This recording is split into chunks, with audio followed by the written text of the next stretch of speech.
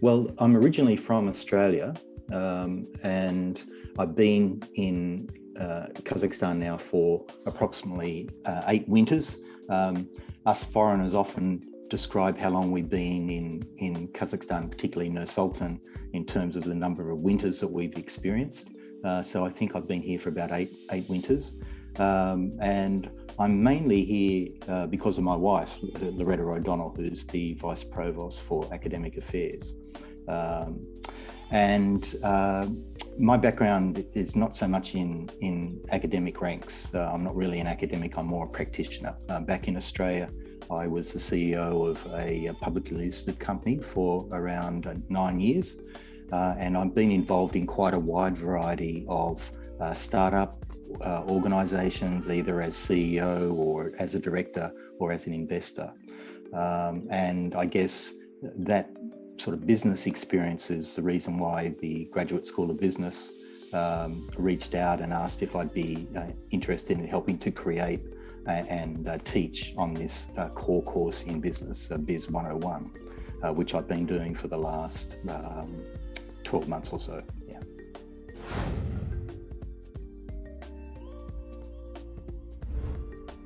I know quite a number of entrepreneurs, Kazakhstani entrepreneurs, and I think that the environment here, the ecosystem for entrepreneurship is growing and improving all the time. There's a lot of really innovative ideas here in Kazakhstan, and I hold out a lot of hope that over time it's going to develop into something which is going to make an important contribution to the Kazakhstan country and society.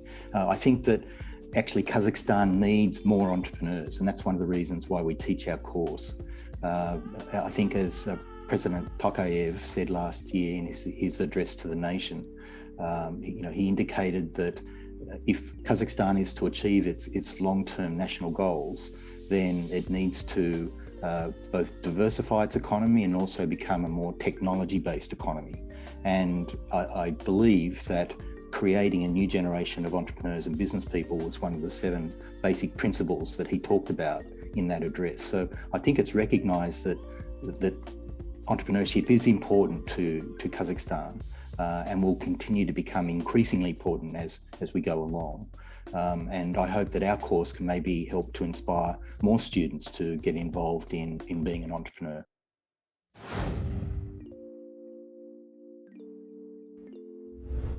The first thing I would say, which might be a bit surprising, is timing.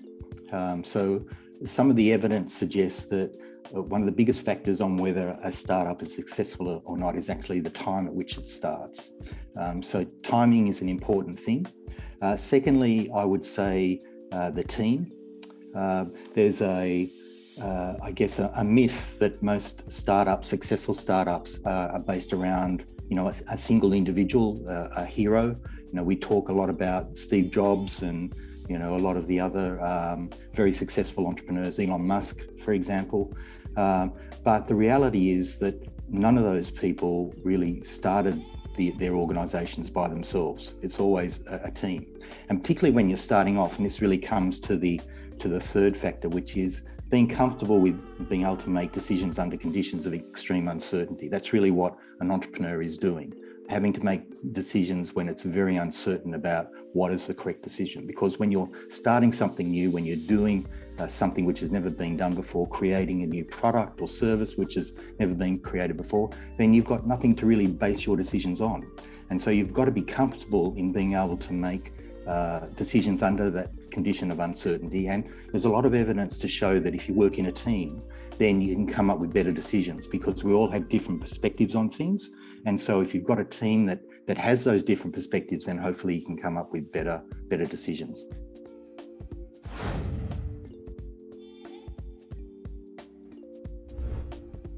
I would say that the first quality of a successful entrepreneur is probably persistence. As I said before, one of the main factors that entrepreneurs have to be prepared to deal with is making decisions under conditions of uncertainty, because you're doing something which has never really been done before, and often you don't know what your next step should be, and so being persistent and being also comfortable in what I would call learning by doing, where sometimes you don't know what is going to be the best path forward. Sometimes you have to test things and really apply the scientific method and make some assumptions or hypotheses about what you think your customers are going to be interested in. And then you may have to go out and test that and get some feedback. And then once you get that feedback, then you can then get a better understanding of what is going to be the best next step for you to go forward.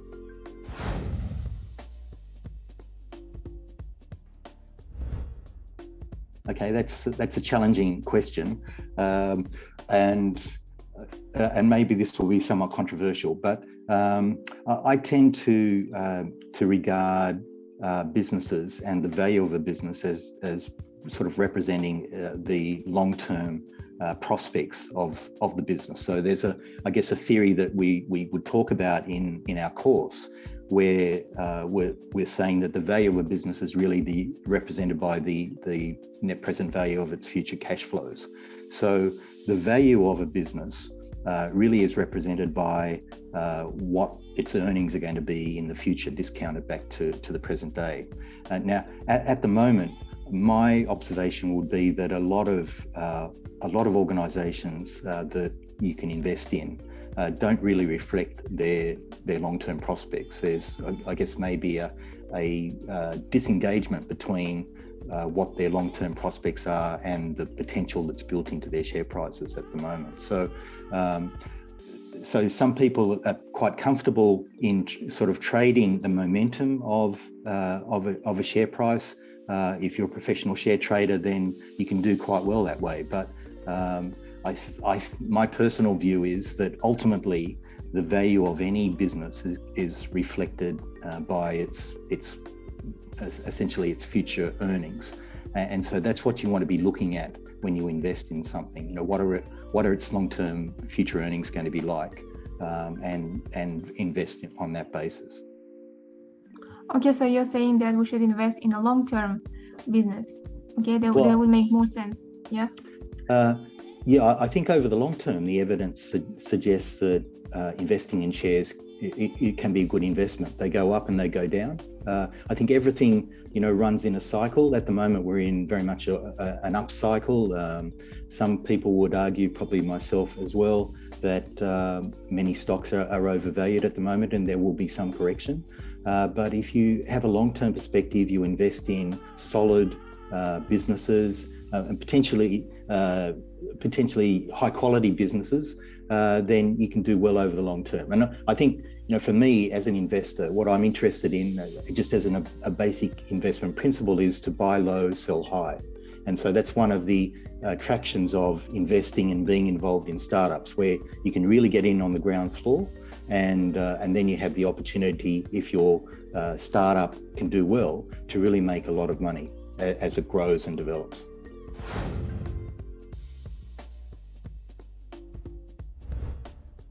I would say an excellent student be one who is questioning what we're saying. It's not just taking it at face value. One of the principles that we try and adopt in our course, because we're teaching students to be entrepreneurs, we actually get our students to develop their own entrepreneurial venture as part of the course. That's really the main assessment task. So there's no one right answer there. And so our best students would be the ones that really engage in that project, and really try and relate what we're talking about in terms of the tools, the concepts, the skills to their particular project that they're developing. And as a result of that, it really what would be great is the students coming back to us and asking questions, how does this relate to what I'm doing, and that sort of thing. So that would really be an excellent student.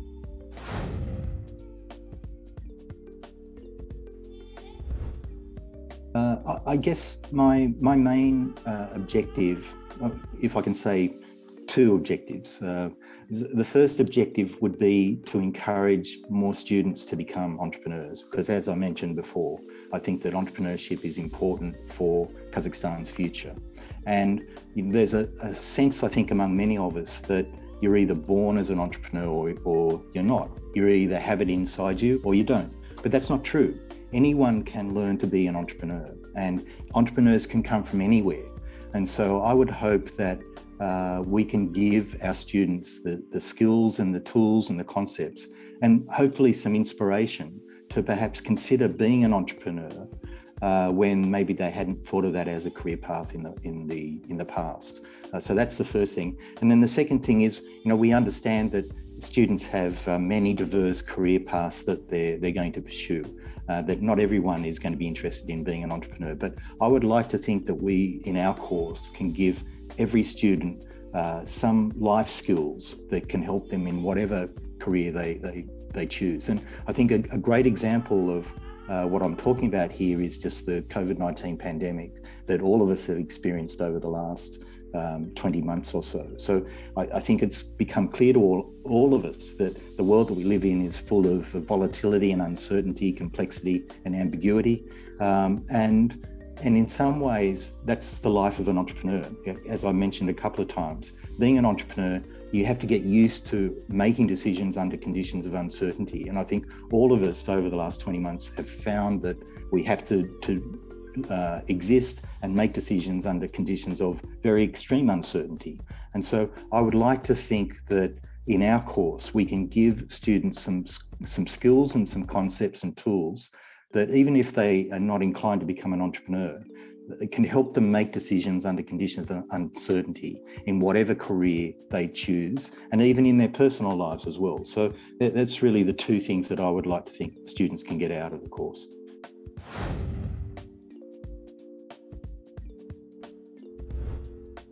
Online or offline? Offline. Okay.